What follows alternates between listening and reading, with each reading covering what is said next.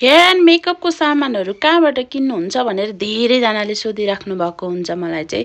आउनुहोस् आज सँगै हेयर एन्ड मेकअपको सामानहरू किन्नलाई जाउँ। सो सामान किन्ने भन्ने बित्तिकै हामी काठमाडौँमा बस्नेहरूले चाहिँ मेन जाने भनेको चाहिँ न्यू रोड नै हो। न्यू रोड पनि कहाँ जाने त? सो म जाने स्पेसिफिक सप भनेको चाहिँ न्यू रोड मक्खन गल्लीमा रहेको इसिका कस्मेटिक।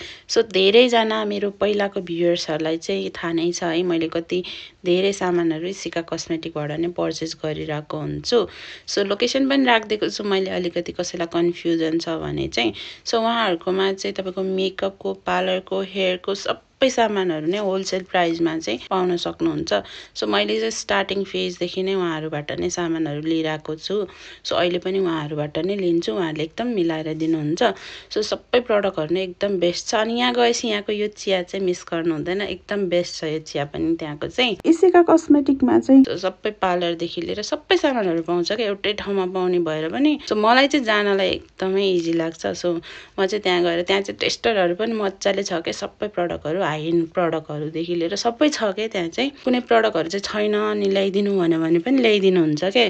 त्यो चाहिँ मलाई एकदमै बेस्ट लाग्छ। प्लस कहिलेकाहीँ चाहिँ अब आफू जान नभएको बेलामा डेलिभरी पनि गरिदिइराख्नु भएको हुन्छ। सो यो नयाँ कन्सिलर देखेँ मैले आइम्याजिकको अनि ट्राई पनि गरेको, कस्तो राम्रो लाग्यो क्या मलाई।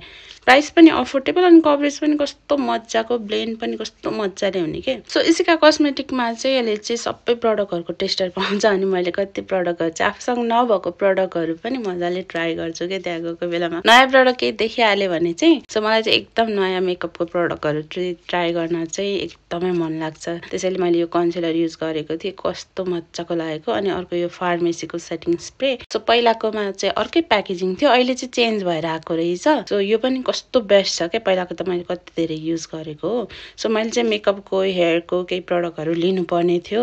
सो मजाले त्यहाँबाट लिएर चाहिँ, सो त्यसपछि चाहिँ हामी फेरि बसन्तपुरतिर गयौँ। हामीले चाहिँ गिफ्टहरू पनि किन्नुपर्ने थियो, त्यही भएर चाहिँ हेर्दै थियौँ फ्रेम पसलहरूमा। अनि त्यसपछि यसलाई चाहिँ के भन्छ मलाई थाहा छैन है। सो हेर्दै थियौँ, पछि चाहिँ हामीले फ्रेम लियौँ। अनि मैले अर्को एउटा प्रडक्ट पनि लिएको छु, ब्याग, जुन चाहिँ मलाई पहिलेदेखि नै एकदमै धेरै लिन मन लागिरहेको थियो। सो अहिले चाहिँ मैले त्यहाँनिर अरू सामानहरू पनि लिएको बेलामा लिएर अनि त्यसपछि यो ब्याग। त्यसपछि चाहिँ अनि हामी भोक लागिसकेको थियो, खाजा खान गयौँ, किमा नुडल्स अनि लाफिङ खायौँ। सो आजको दिन चाहिँ मेरो यसमै बित्यो।